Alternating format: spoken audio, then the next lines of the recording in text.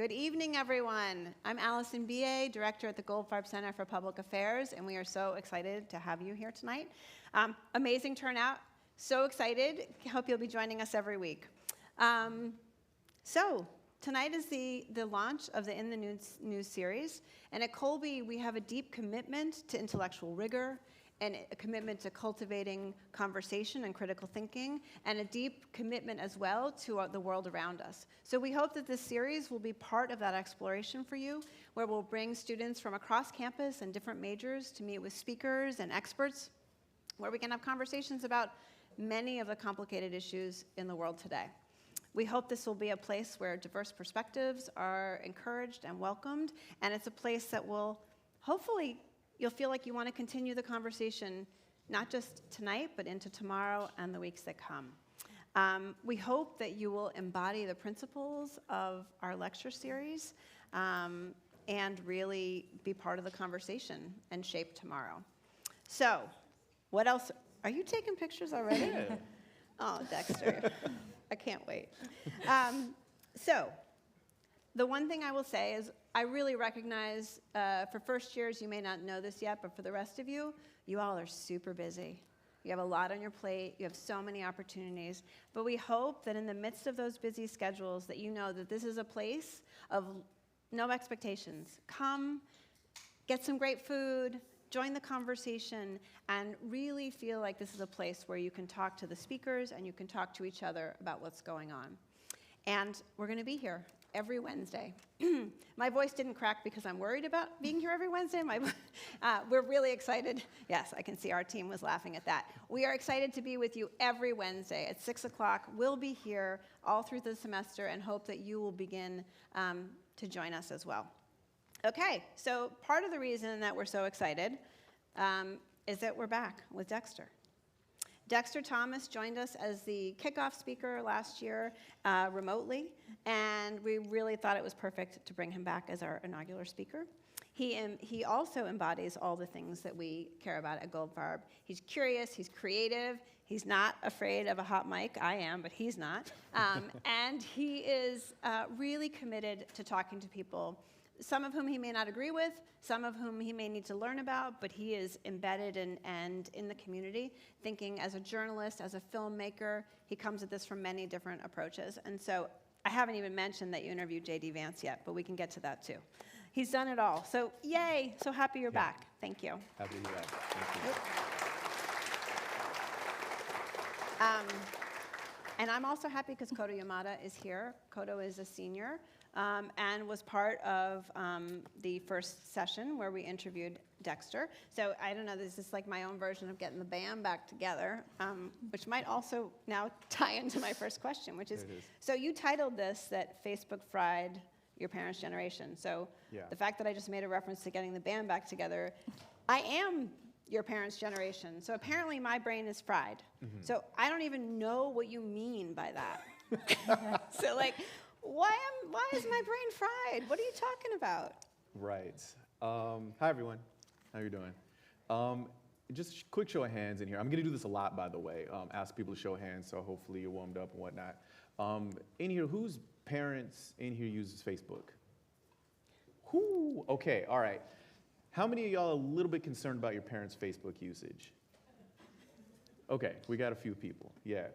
So, now, how many of us are concerned about our own social media usage?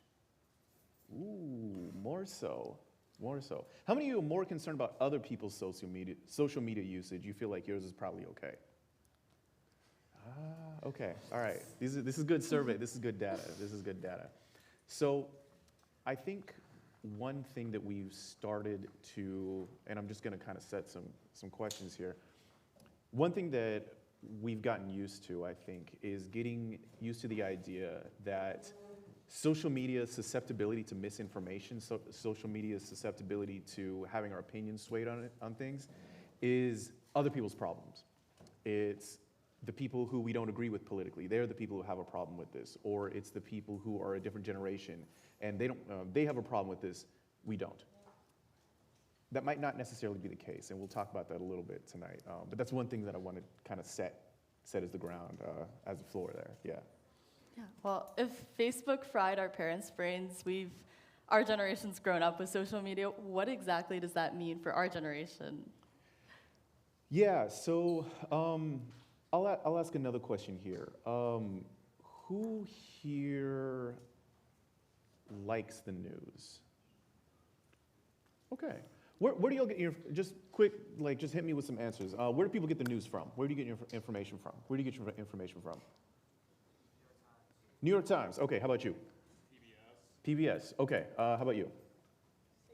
CNN? BBC. Okay, well-rounded. How about you? New York Times. A lot of New York Times in here. Somebody in the back. Just throw out some. Politico. Ooh, okay. Politico, are we going to the website or where are we going? You're going directly to the website. Okay. Yes. Various news sites on Instagram. News sites on Instagram. Okay. Got it. Yeah. Full transparency TikTok. Okay. I like it. So has anybody ever felt like news is getting worse? Just show of hands. Does anybody else? I see a lot of nodding. Okay. So here's the thing. So part of what I've done with my professional career is to be a journalist. And I can say this with full confidence. Don't worry about saying that to another journalist. You can tell a journalist that the news sucks straight up to their face. They won't be offended. They'll probably agree with you.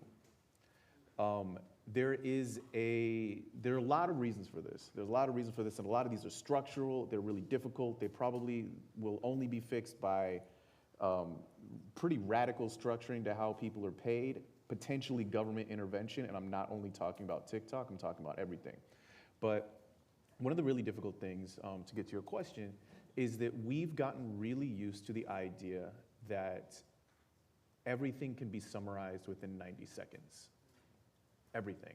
And if it can't be summarized within 90 seconds, then it's either a lie or it's not worth knowing about. That would be one thing if it wasn't just us, right? If we were just if it was just us being lazy, that would be one thing.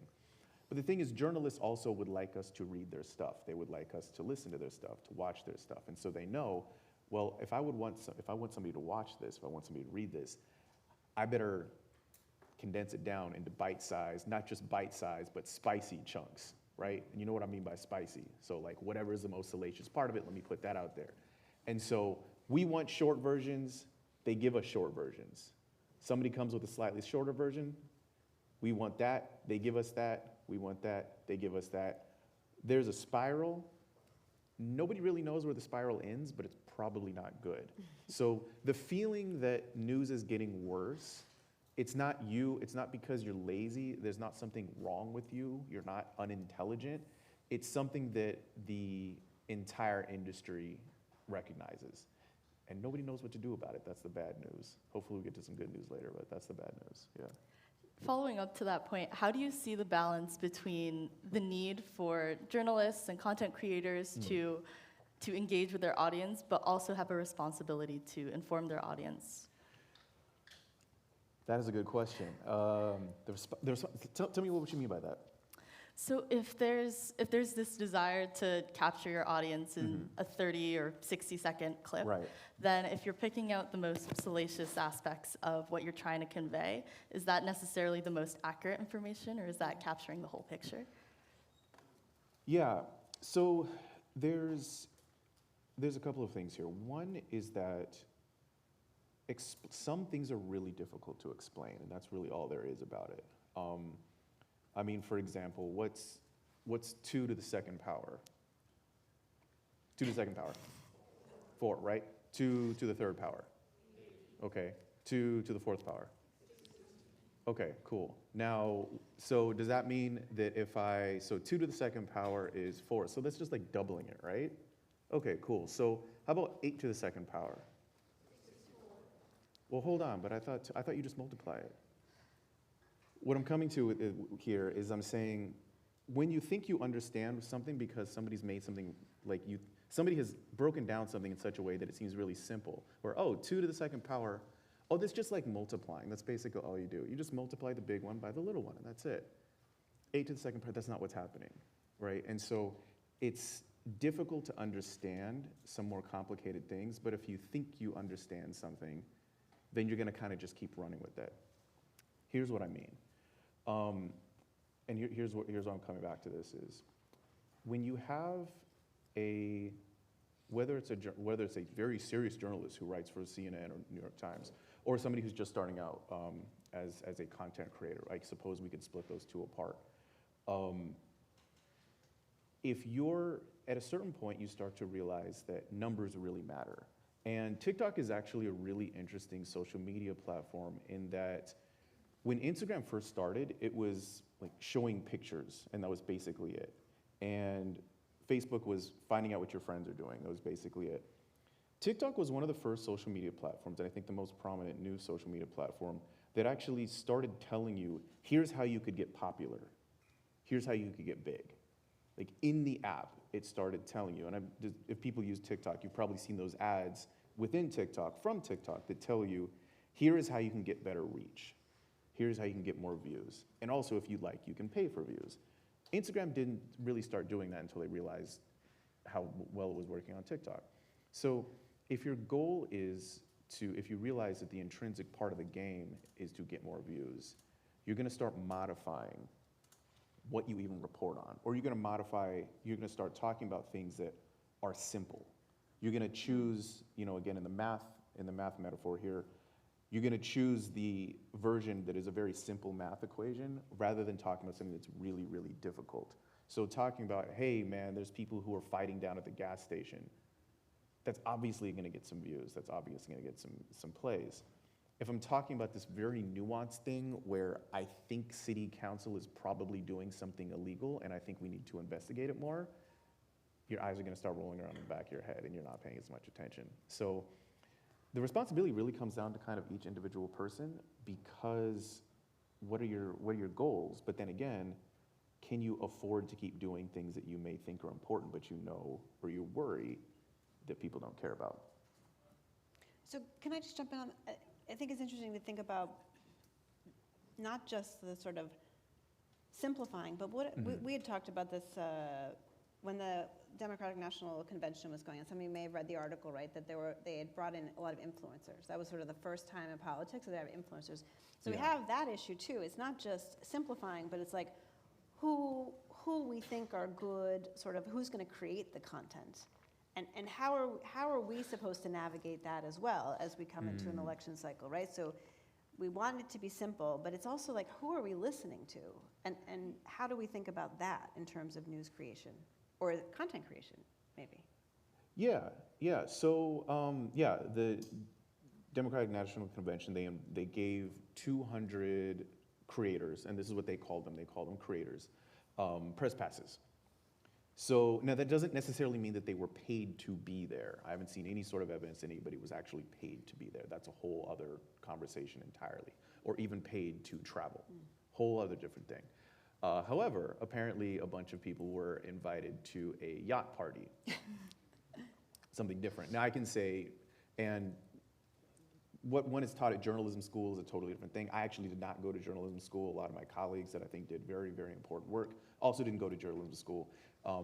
Honestly, it comes down to an ethics thing, which is, do you accept the yacht party invite or not? Me personally, I don't accept that. Some people would accept that. That's up to them. And I think it's good for somebody to be, transparent about that. But yeah, where we get information, I mean, I think it's really always been like this. I think there have always been, listen, there are people who went to the best journalism schools in the world, and I've seen stuff they've done and think, that is totally unethical. I can't believe you've done that. And so being at a really, story publication doesn't necessarily bar you from doing something that is what I would call unethical. That being said, it's also good to think about, why does the DNC want these creators there? Would they bring somebody who they know is going to repeatedly criticize them? And there have been some people who do, or are they more interested in getting essentially cheerleaders? And if you're watching somebody who is there, okay, is this person a cheerleader, or is this person saying something that I'm gonna find valuable? that's something you're gonna have to figure out on your own, really, as somebody who watches it. It's really interesting that you bring up the point of cheerleaders, kind of on the opposite end of the spectrum. A lot of the news that is circulating is typically very negative surrounding political news. And oftentimes we can fall into this trap of doom scrolling. So I was just wondering, how do you see these issues affecting our perspective on what's really happening in the world around us? In which sense? What do you mean? In the sense of, we're constantly feeded this negative information, this negative political information. Is that an accurate representation of what's happening? Or maybe on the flip side, with the DNC, if you're seeing all these cheerleaders, it looks very optimistic. Is that conveying a very different perspective on what's really happening? Yeah, I mean, not to state the obvious, but the world kind of sucks. And it has for a while. This is not new. We're being exposed to much more of it now. Who here has seen something really terrible on the internet or social media within the past, say, few months? Like really, really bad. Something that they wish they could unsee. Yeah. So there's two things about this. One is that some of these things, and I can imagine what we're talking about here, right? Some of these it could be anything from an animal being hurt to somebody saying something really terrible to somebody else, to people who have died, right? For some people, that's actually just their daily reality. We get to look at it through a glowing rectangle that we can put away in our pocket. So this is actually just reality. Now, being exposed to it, and being exposed to it in such a way where you can just scroll past it, and you can decide to look at it, decide not to look at it, is something that I think societally we're not really used to yet. Because the thing is, again, and listen, I participate in this in a way, I think, in which, I've been in protests before, or I've covered protests before. And if I want to explain to you that I'm at a protest, I'm not gonna show you 4 hours of me standing around, because that's usually what a protest is. Most of a protest is people standing around, sometimes chanting, mostly walking in circles, and basically talking to each other. Very, very occasionally, some counter-protester will show up. Also very occasionally, somebody will try something violent. Often it's the police. Now, I was outside for 4 hours, and what do you see? You see police with their less lethal weapons pointed at the camera, me standing in front, and what is going to happen here, and a bunch of yelling. That's what you see, right? Because I know that's what's gonna grab attention. Because we're competing with this. The news this is what it's competing with. A friend of mine told me recently, dude, I'm not competing with the New York Times. I'm not competing with the LA Times. I'm competing with cat videos. Like, this is what I'm up against. And so what this means is that all these really terrible things that we're seeing, and listen, I don't want to discount it all. If people feel like the news is making them feel bad, or making them feel sick, or making them feel like I need to stop watching the news, or I need to stop listening to the news or reading things, but you feel guilty. I want to stop feeling news. If I watch the news, or if I look at news on TikTok or on Instagram, I feel guilty because I'm not paying attention to what's happening in the world. I guarantee you, journalists are also tapping out. I have talked to so many people who have a lot of them are getting journalism jobs getting cut, but a lot of them are either leaving the industry entirely, or they're saying, I can only focus on my one little beat. I can't read everything because it's making me depressed. I can't. Let's acknowledge this, okay? This doesn't mean you're a bad person. It doesn't mean you're unintelligent. It doesn't mean you don't care about the world, but it does do something different, I think, to the human psyche that we don't quite understand, what it means to see your friend's birthday party and then scroll and then see a funny dog and then scroll and then see a dead child and then scroll and then see a funny cat.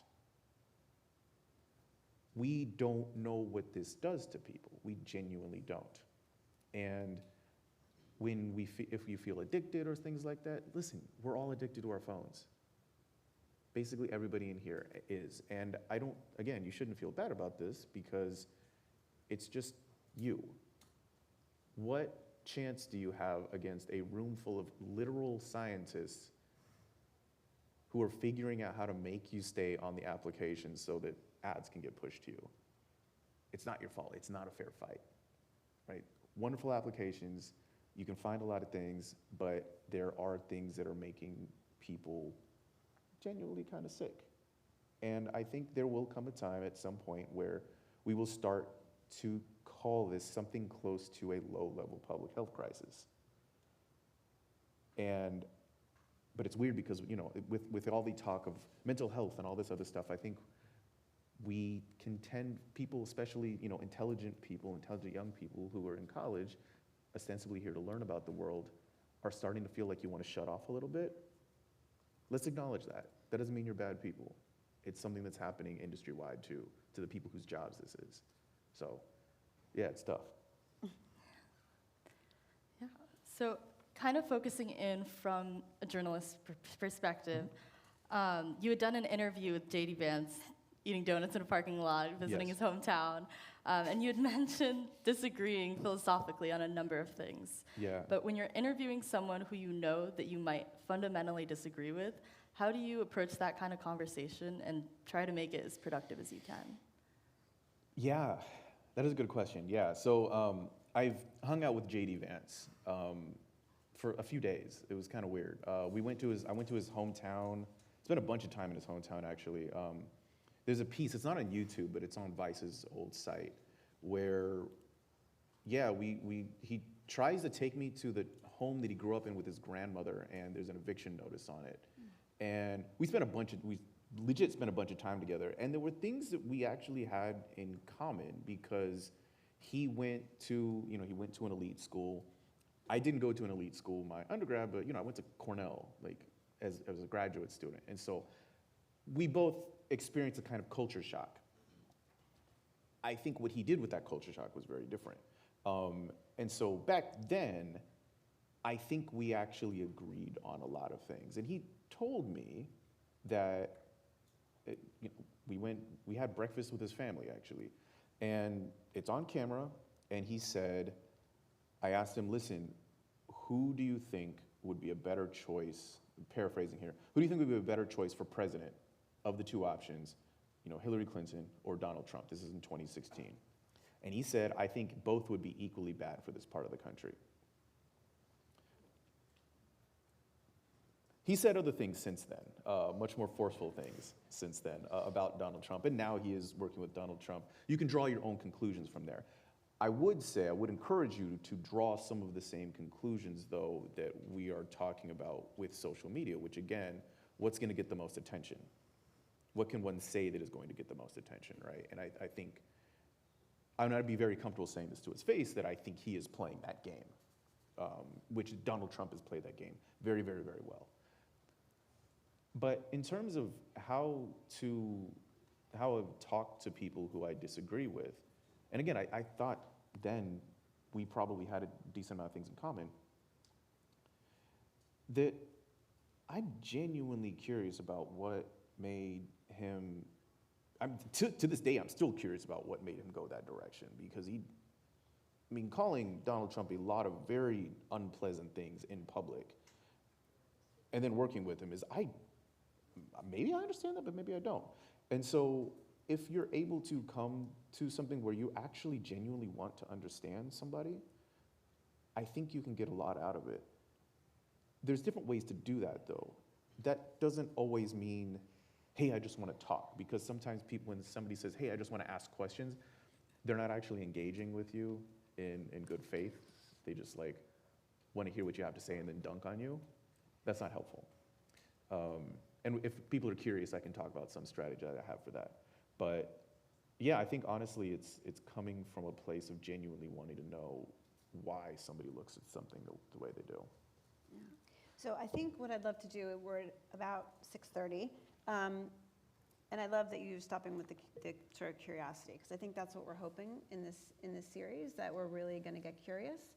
And so this is the part of the join the conversation. So what we'd love to do, and Kodo and I have a bunch of things that we also want to ask him, so if you don't ask questions, we're going to keep going, which is a problem. So we have 2 microphones, and jump into the conversation. And what do you want to know? What do you want to, what is Dexter making you think about? As we come on in, and you're right near the mic. All right, I wasn't sure what I And can you just say your name and either your year or your major, so we can know you? I see you back there too. Just, we'll get you a mic too. I see you. Okay. Dave Wilson, math major 2026. The part I'm wondering about is a lot of the things you've been talking about relate to social media and its effects. Yeah. Seem to be like more just effects of a market economy. Like I've been watching some Simpsons recently, and the early episodes, and in the 90s they're making many of the same points, just around like talk radio and like Right, the new yeah. forms of CNN rather than that. Good point. So is there any like studies or anything where they're able to kind of disaggregate market competition and like cell phone use to see which one's more potent? And self what again? To disaggregate cell phone use and just the market economy in general to see which one's more potent in terms of these ills you discussed. Right. Well, the difficult part of this, and just put my cards on the table here, we come to the point of talking about capitalism, which makes this a much more interesting conversation, but a much deeper conversation, which cannot be contained within 90 seconds, unfortunately. That being said, the things that we're talking about, in some ways, are similar to arguments that have happened before. And I love that you brought up The Simpsons, because I think that we need to, no matter what, avoid, and I want all of you in here to avoid being old man yells at cloud. I do not want that to be you, and I do not want to do that either. I don't know if y'all know the meme. Old man yells at cloud. Okay, there we go. Okay, one person got me. Appreciate you. So here's what I mean, is that this is a technology of attention. It's all a technology of attention. And there have always been versions of clickbait. Clickbait's a pretty new phrase, but there's always been that. So if you think of headlines, what is a headline if it's not just a way to get your attention and make you say, look at this rather than that? It's all things competing at you. And the big, tall headline at the top, that is to, literally it's to make you pick that newspaper instead of that newspaper. They could be talking about the exact same thing. And so war breaks out. Who can put war bigger on the title than the other person? Who has color first? That's all of this is. Here's the difference, is that we had headlines. And for years and years and years, we had headlines, and then people kind of got used to headlines. Then we had color on paper, readily available color. Boom, okay, new technology. We're getting really, really good at basically hacking people's attention. Everybody know what the millennial pause is? What's a millennial pause? Somebody tell me, what's a millennial pause? Anybody? Go ahead. It's when they start a video, they take a big pause before speaking. Right. Say that louder. Louder. When they start taking a video of themselves, they take a huge long pause before speaking, whereas people in Gen Z don't. Right. Huge long pause. How long is that huge long pause? It's like 2 seconds. 2 seconds. Okay. How unhinged is it that we have a word, a mildly derogatory, mostly funny, but mildly derogatory word for breathing? What are we doing, right? And this is what I'm talking about, right? Is that people have realized, wait a second, if I breathe at the start of a video, somebody might scroll past and they won't pay me attention. And so what I should do is edit out that breath, or just learn to not breathe before I push the button. Literally learn to not breathe. And start talking immediately, and so I have a better fighting chance at somebody staying on my video. This kind of mental technology did not exist. Like, news reporters did not, as soon as the camera cut to them, hey, all right, here's what's going on, somebody's happening, like they didn't do that. They took a breath, right? And so this is what I'm saying, is that you're totally right to be saying, well, hey, weren't some of these problems already existing? But we named a word, millennial pause, and then we shamed the millennials into not doing it anymore within like a matter of a couple of weeks. Like they all kind of figured it out and to not do that anymore. And this is similar with, anybody ever seen a video where somebody they're telling you something, but as they're telling you it, they're doing their hair or doing makeup? You know why this is? It's to trick you into paying attention. Because they know if they sit here like this and they tell you something, you'll scroll past. But if they're cooking, or if they're doing their hair, there's always something to keep your attention. It's like, what is the, like GTA videos or like Subway servers, like all this other stuff. That's what this is. And like, it's so bad that we've got a word for it called brain rot, right? Like, we recognize it's bad, and we still participate in it, we still do it. And so this is what I'm talking about, is that the rate is speeding up. So anybody in here who's a gamer, the meta of a game, which is the way to, like, everybody figures out, here's the best way to play the game, here's the best way to beat the game, here's the strategy.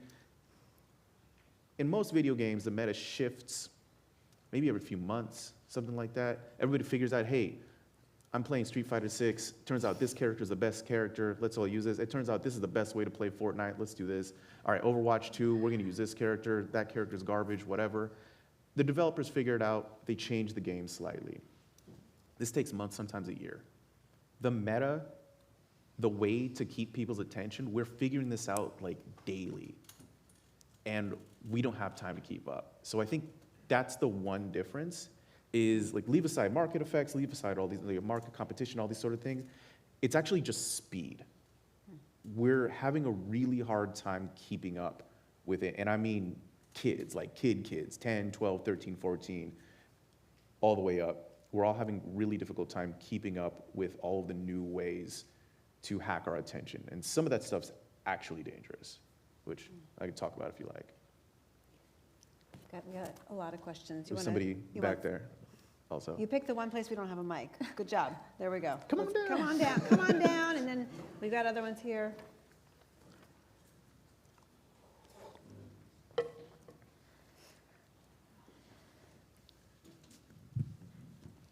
Hello. Hey there. So going back to you talking about inviting content creators to like political events, how do you feel about the phrase like all press is good press? All press is good press. I mean, it's called earned media, is the like technical term. How do I feel about it? What do you think about it? I think like it goes back to the idea of just like getting views is the name of the game. Like if you're getting clicks on your website, or views on your video, or likes on your photos, like people are seeing it and people are thinking about it. And I think it's changed since that phrase like took a hold, right? So it's like it's different now, but I think back then it was like, yeah, you wanted people talking about whatever you were promoting. Even if they were saying like it's not great. But now like people will take a hold of it and like turn other people on you. Like, is it possible to cancel somebody? Like it's like much more prominent now than I think it was. Yes. Counterpoint. Anybody ever heard of rage baiting? What's rage baiting? Go ahead. It's like when you're purposely saying something that you might know is even wrong or something just to get someone really upset. Right. Which can get you canceled. But canceling, I think we've realized that canceling actually a lot of times doesn't actually mean you are canceled. It means that there are certain people who like you even more because you were brave to say something that they think, right? So it's difficult. And I think maybe the best answer right now is that everybody is still experimenting with this. In some cases, all press is not good press. Different people play by different rules. I'm just going to use a commonly well-known example here, Donald Trump. Here we go. Donald Trump recently did something that on its surface made absolutely no sense. He does a few things like this, but he did something that made no sense. He went to the National Association of Black Journalists. How'd I know you want to know this one? Okay. He went to the National Association of Black Journalists, which is what it sounds like. It's the National Association of Black Journalists. And he got on stage with some black journalists, and he said, Kamala Harris, I'm paraphrasing, Kamala Harris used to just be Indian, and now she says she's black. This is demonstrably not true. Like, she has a literal book in which she describes her family's origins. And it would seem like that is such a bad idea. Why would you do this? And there are some analysts from the outside who actually think that there are people within Donald Trump's camp who think he should stop saying some of the things he says. But then counterpoint is that the audience actually wasn't the people in the room. And I think this is actually a really good analysis. The room was full of black people. Seems like a bad thing to say to a room full of black people who are somewhat familiar with Kamala Harris, even if they don't like her, because there are a lot of people who do not like Kamala Harris who are also vote Democrat. The audience was people who would later see the clip in a different context and would say, see, Donald Trump, man, he said, yeah, that is weird. I didn't know she was black. Like, bro, no, she's been saying it, but that was the first time you heard it. And so in that sense, all press can be good press. So the answer to the question is we don't really know. It can be different at different times, but everybody is constantly throwing things at the wall to see what sticks. So yes and no. Yes and no. Yeah. But I think for some people, I think that would, for their brand, it certainly would be bad. Yeah. Right. Come to the mic. Whoever gets to the mic first. I think we're going to, maybe not. All mics are good, right? Oh, okay, I probably shouldn't have taken that off. Anyway, my name is Yash. What's up? I am an economics and global studies double major. And the question that I was thinking about, I really liked how you said that it's kind of like a group of 100 scientists versus just you. Yes. And kind of combining that with trying to bridge a gap between you and someone who you fundamentally disagree with. Mm-hmm. If your feed and the news that you're seeing is so different from somebody else's because you get different headlines and different Yes. ways that things are spun, then how do you really bridge that gap to have a meaningful conversation with someone? Yeah, so this is a great question. There's one thing that I really, really do not like about how we've started to talk about the news and social media. I mean, Obama said something like this, and first off, I disagree with what dude said a lot. He's like, yeah, we're on these social bubbles. Bro, you had a chance to regulate this Facebook stuff when you were in office. You're actually your administration, look, I'll leave it alone, whatever, we're not gonna talk about Obama today. But the point being here is that we have some of the things that I've said probably sound a little bit like common sense, right? We need to be a little bit more careful about social media, things like that. I want to say something that's a little bit less common sense now. And that is that we have this idea that things used to be much more civil, that we used to be able to sit down and have conversations with each other, and that we didn't yell, there wasn't name calling, people weren't mean to each other, people didn't cancel each other. People just sat down and they had respectful conversations and they shook hands and they left. That's actually not true. That's probably more, we're probably more civil now than we used to be. I'm gonna give you an easy example. It's really easy to talk about, I don't know, let me think of an example. It's really easy to talk about whether or not integration is a good idea. Integration as in, should black people be allowed to go to schools which are white, right? Up until that point. If there aren't any black people in the room, if everybody here is not black, we can all sit down and say, you know what? I don't really think black people should be at this school because it would just change the fabric of the community. I don't know, it'd be a little odd. And you could say, nah, that's not a nice thing to say, that's rude. We can have our disagreements, shake hands, and go home. If there is something that has to, and we can have all the different metaphors we like. If it's a room full of men, this happens a lot, especially in politics, men can have all sorts of different conversations about what is to be done with women's bodies. And they can have very, very civil and intelligent and rational conversations. And everybody can feel pretty good about the fact that they said their piece and they felt respected, and then they went home. It's very different when somebody is talking about you and affects your life and affects people that you care about. And I think what is happening is that there are more, look at this room, there are more different people in the room. And so the idea that we should just be more polite like we used to be in the 50s, I'm really sorry, the 50s were not polite depending on what you looked like or where you were from. They were not a polite time. The 80s also kind of sucked, right? Now, how do I have a conversation with somebody who thinks differently from you? I mean, it's tough, right? I mean, one thing would be, what does your friend group look like? A statistic that has not changed, sadly, for some time is that there is it's like 70-something% of white Americans don't have a single non-white friend in their friend group. Not a single one that they consider a close friend. Which is kind of a wild statistic. There are similar statistics around this for different religions, right? Where I'm going with this is that I think in having, like, are you looking for a strategy to be able to talk to people who think differently from you? I guess, yeah, sure. Okay, yeah. First off, I think it's incumbent on some people more than others, just real talk. Another thing would be, one easy way is honestly start reading stuff. You can ask somebody, hey, like, what do you look at? What do you read? What do you listen to? Before you try to jump in on them, it's like, hey, why do you think this about abortion? Ask them, hey, like, where do you get your stuff from? Like, what do you read? What do you watch?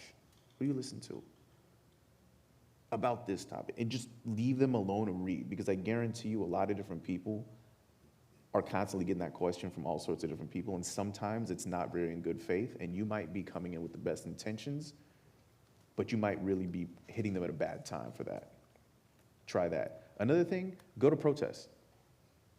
Seriously, go to protests. As long as it's something that's not directly antagonistic to your being, give it a shot. Go to a protest that you feel like, I don't know how strongly I feel about this, but I'm sort of interested. Go, hang back, listen to people, maybe chat them up. Don't ask, don't take, just listen. I know a lot of reporters who, when they're trying to understand why somebody is doing something or why somebody feels a certain way, they'll actually go to a protest or a conference or a lecture or a teaching, and they'll just listen. Sometimes you can get a lot out of that. But being real, sometimes the idea that you can just sit down and say, let's have a civil conversation, that's actually never real. It's more possible than it has been in the past. Now, I think so. I think we should actually kind of just appreciate that. It's always been hard.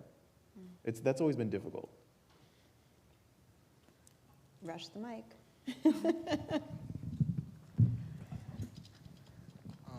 My name's Oliver Beardsley. I'm a class of 27, and I'm a photography major. We talk a lot about how photography can potentially show, like, be very truthful, Yeah. or also be really untruthful and, like, show a complete lie. Mm-hmm. But do you think there's a way to show, like, is there one true way to show a situation, or are there always multiple, and how do you navigate that? I think you know the answer. There's no one true way. Just like there's no one true way of looking at anything. You know what I mean? I think you can read. Listen, whatever the results of the election are this year, I think there will be 100 different takes, and probably 90 of them will be pretty good. You know what I mean? Picture is the same thing. I don't know that there's things that are obviously dishonest, you know, but like making it look like somebody hit somebody when they didn't or something like that. But if you're interested in photography, the good news, and you're still wondering about this question, the good news is if you get into the field, you'll be wondering that for the rest of your career, because that is what everybody does. I guarantee you I would have arguments, you know, civil arguments, right? But arguments and discussions with people about what kind of footage we could put in our documentaries, whether or not it was, listen, do you not like this footage because it shows something that you're uncomfortable with, that is true? Or do you not like this footage because it's misrepresenting somebody? You know, they were really, really quiet for 5 hours and they, you know, yelled one curse word, and you think that's not a good representation of what the day was like mostly? Why don't you like this footage? Why do you think we should cut it? Why do you think we should include it? This is something that anybody who thinks they can give you a hard and fast answer to that I think they're fooling themselves. Welcome to journalism. So one of the things I want to comment on is this is exactly the kind of conversation that we're trying to facilitate, and thinking about it from many different angles. And so this event I did not mention earlier, but I want to mention that this event is also sponsored by the Davis Institute for AI here on campus. If you haven't gotten involved, please do. The Center for Arts and Humanities, also a co-sponsor. Another way of, like, we can come at this from a humanities angle, we can come at it from a technology angle. There's a lot of different ways. And so this is part of that, as you see Dexter, like, nimbly playing in different fields, right, in different ways of thinking about these conversations. So whether it's photography, journalism, whether we're talking about protests, we're talking about speech, right, we're talking about issues. There's a way for everyone to engage on these topics. And I think, as always, you're doing a beautiful job navigating that. But I know, you got like another 10 minutes to keep going. So. Yeah, no, let's do it. All right, so I think we're going to have to rethink the whole rush the mic idea for next time. But we definitely have time for at least like 3 or 4 more questions. So yeah, I feel overwhelmed here. You got too many good questions. I think this mic hasn't gone yet, so someone jump on this mic. And then we'll come back to this Legit side. on the ground, oh, wait, yo. Just wait a minute, wait. Oh, she's been waiting so patiently, I couldn't even We definitely got you next, because that's dedication. Okay, yeah, you're next, 100% next, okay. Hello. Oh, okay. I'm SK and I'm a sophomore. My question is more on psychology. Yeah. I was like, definitely social media is like making us less sympathetic and creates more apathy. And it's just like, by the time I get to the A3, like 5 people have died, and like the comments are like, do not give anything about them. They're like, oh, I'm okay, guys. I'm not the person with the real, but I'm okay, guys. So it's like, how do we navigate through that? Like, is it just like, you know, we keep our phones down and that's the way we, you know, create more sympathy? Or it's just like, this is how it's going to be and it's a lost cause? I'll be real with you, man. Things are going to get real weird real quick. Truly. Social media has irrecoverably changed the way that we interact with each other. That is not going to go away anytime soon. And it also will not change if you put down your phones. The cat's out of the bag, toothpaste out of the tube. It's changed. Good news is we've always had an empathy problem. This is why photography exists, right? This is why think of the powerful photographs that have been used in history to make people care about something where maybe they didn't care before, to convince somebody to care about something. That was the original clickbait.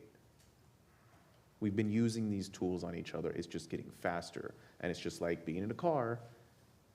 Going in a car is pretty cool until you're going 180 miles an hour. We don't really know what happens to a Ford Explorer when you go 180 miles. Stuff starts falling apart, right? I actually would recommend putting down your phone. Real talk. I would recommend putting down your phone. It's hard to do. I have some more specific recommendations if you want to talk about that.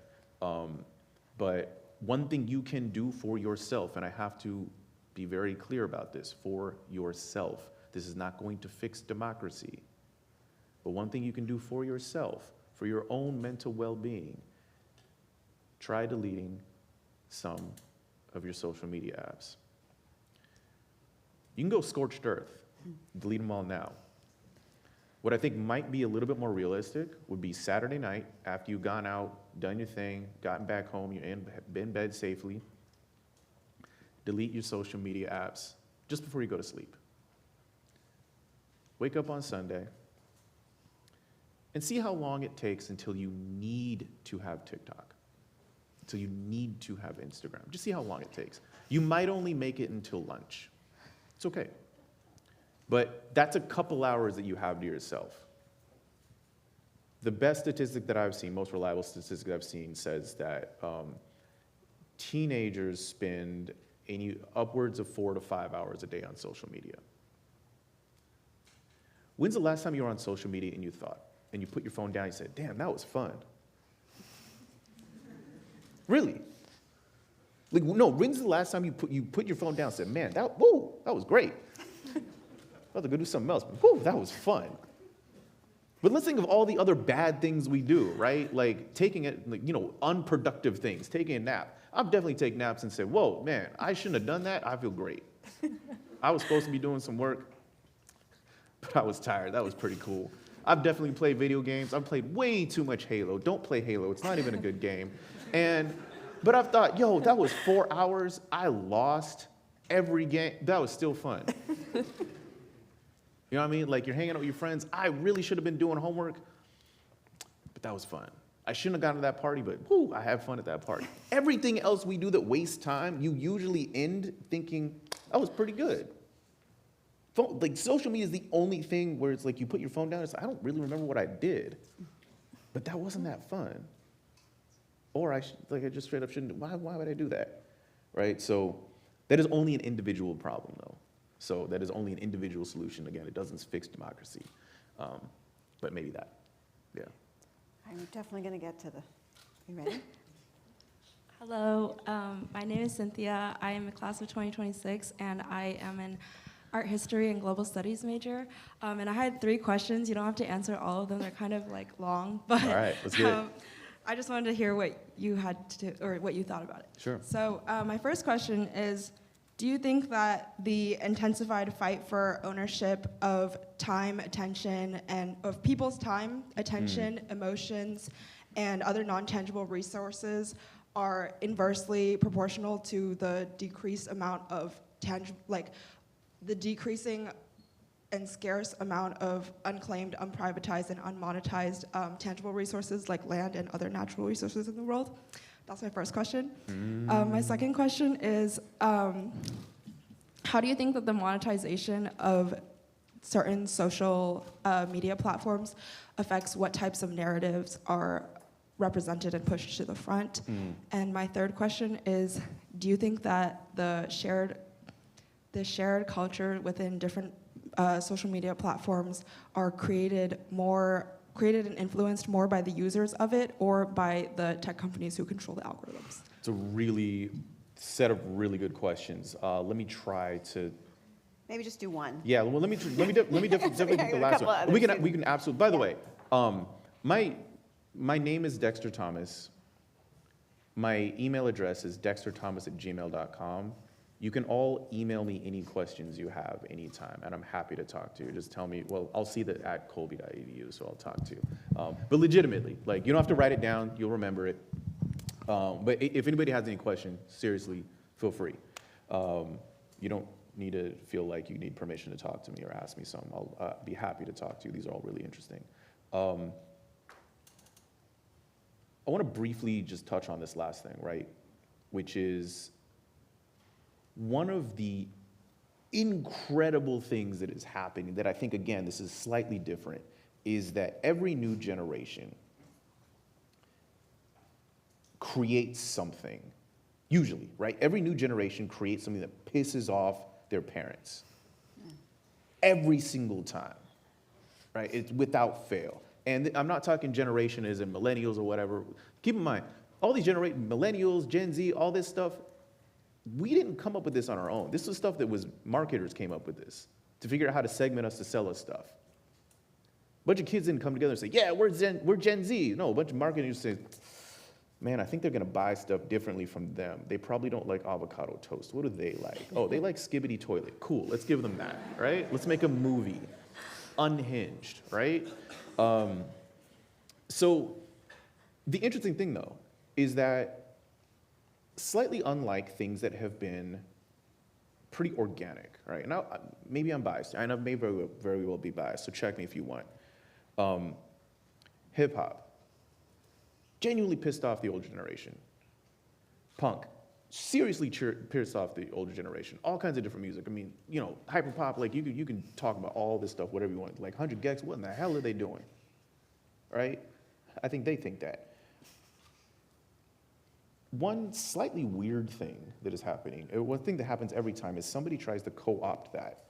And to answer your question here, I think a lot of us are being tricked into thinking that we are creating something completely organic, but we're actually not.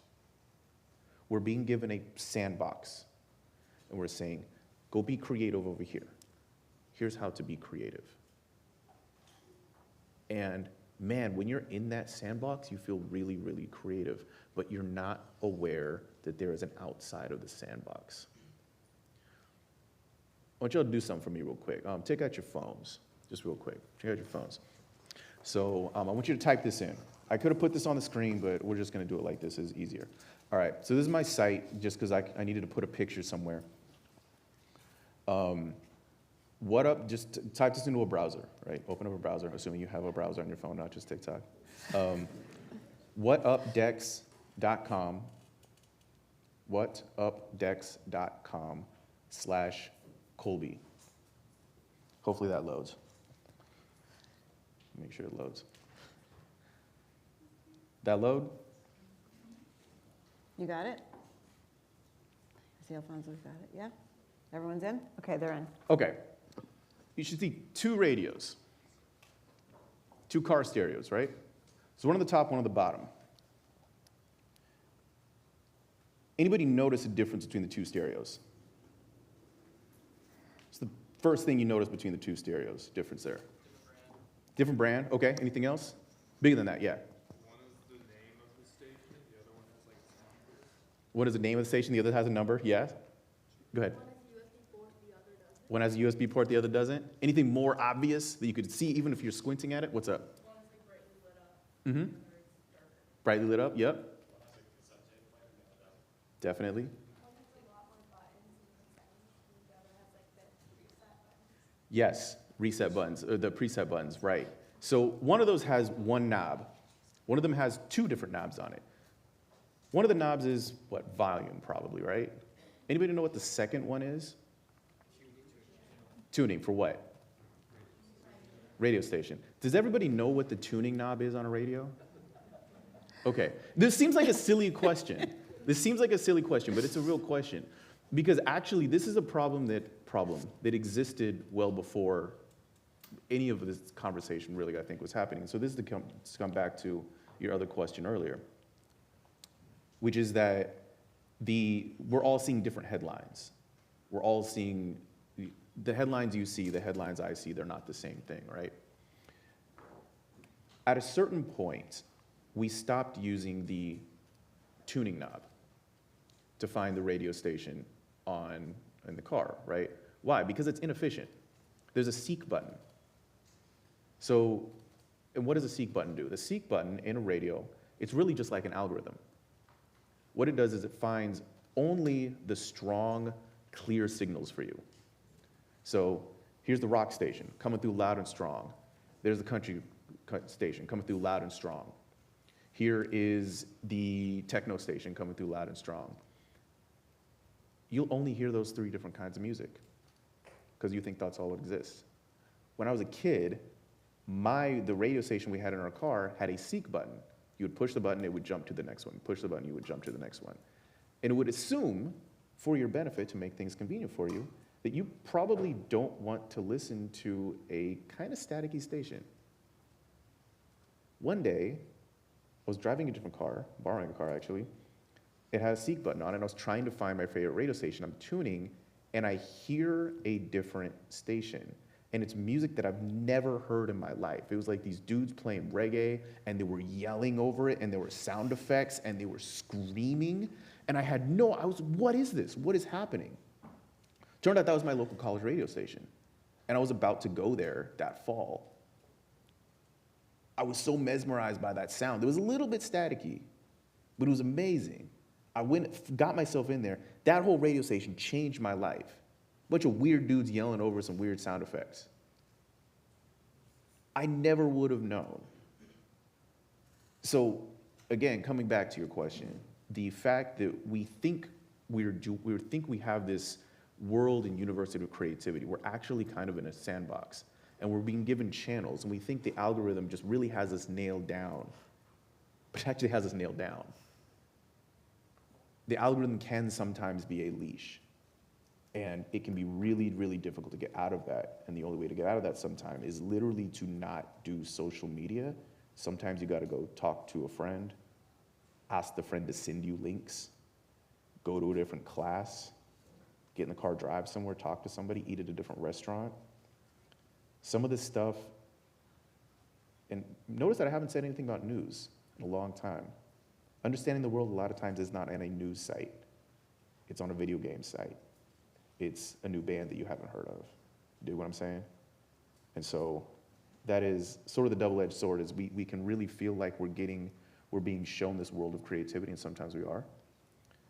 But some of that stuff is not digital. Some of the real good stuff is not digital, it's actually analog. I love that. We're over a little bit of time. We're gonna have to stop. I love that idea of a sandbox. I think we'll stick with that one for a while. Like, we're hoping that we're gonna get out of the sandbox with this lecture series, this speaker series. You're gonna use that as well. In that vein, next week we have Mark Short coming. Mark Short was the Chief of Staff to Vice President Mike Pence. It's gonna be a really, really interesting conversation. There won't be sushi, but there'll be some other surprise. Wait and see. So we really hope that you'll come back and join us, and for a totally different conversation, right? That's the idea, and it's in person. So we hope you'll join that. I want to extend. I'll say one more thing. Yeah. Reload that page. First off, how many of y'all checked your notifications when you pull out your phone? Again, it's not your fault. There are rooms of scientists. I told you to look at a picture of an old radio station, and y'all are probably checking your email. Again, it's okay. It's not your fault. Recognize it. The last thing I'll say is that same thing that I just told, that same address. Give me about 2 minutes, reload it. There'll be a link to a whole bunch of recommendations for different news sites, different cultural sites, different stuff, newsletters. So if you're interested in finding other places to find news, and you want to know more about the world, and you don't want it to be boring, and you want it to be easier, and you can spend less time feeling like you don't know what's going on in the world, and just save some time and also not feel like you're sad all the time and want to go cry into your couch, reload it. I'll change the page. You will check it out. And again, if you have any questions, hit me up. Happy to talk. Well, Dexter, thank you. I mean, huge resource, amazing work. Thank you so much.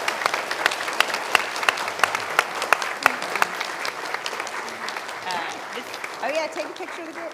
This may have to be a tradition where you start each semester with us, because I feel like this group, we could have gone for longer. Kodo, thank you so much for getting the band back together. I'm so glad to have you here.